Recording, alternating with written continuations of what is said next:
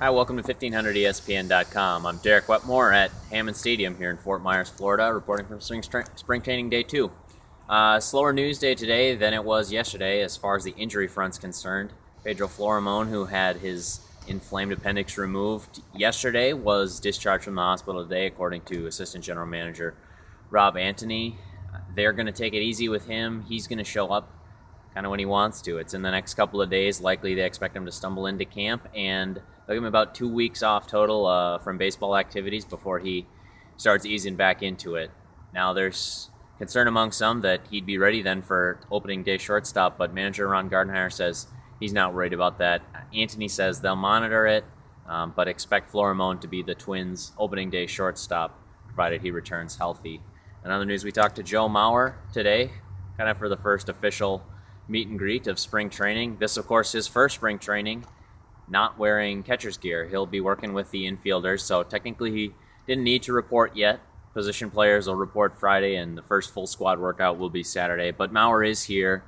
He was fielding throws in the infield, leading base running drills and stuff today. He said it's kind of a weird change, but having a little bit of experience at first base in the past, it should help the transition to being a full-time first baseman. Now it remains to be seen if his offensive value can take enough of a step forward to offset the loss of defensive value from switching to an easier position, switching off of one of the most difficult and demanding positions in the game and being an elite defender at it, to moving over to arguably the easiest defensive position. Mauer didn't talk much about the mechanics of the move, but he'll probably start working with former Twins manager Tom Kelly as early as Saturday on the intricacies of the position at first base.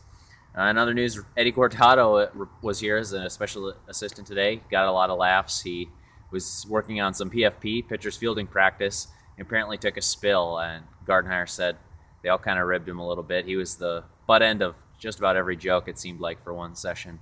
But in typical Eddie Cortado spirits, he was laughing right along with them at the jokes at his own expense. So that brought some levity today.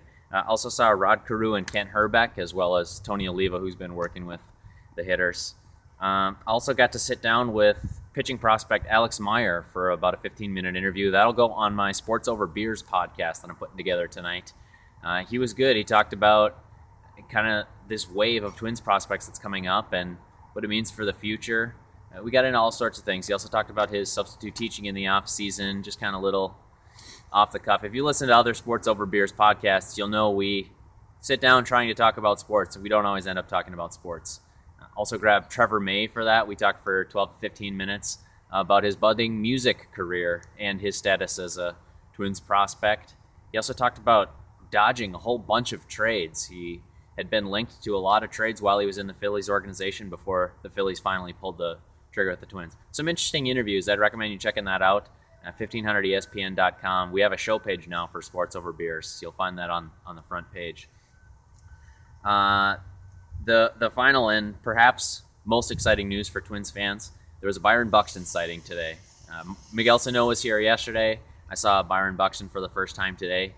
Both of those two participated in a base running drill with Joe Mauer, Trevor Plouffe, and others this afternoon. I think that kind of was symbolic of the wave of prospects heading the Twins' way, but it appears they'll have to be patient while those players mature and wait to reach the majors. Twins fans certainly excited about the possibility of having a lineup that includes Byron Buxton, Miguel Sano, and Joe Mauer all at once. That'll do it for news today from Hammond Stadium in Fort Myers. Thanks for coming to 1500ESPN.com and check out all our Twins coverage on our Twins page, 1500ESPN.com/Twins.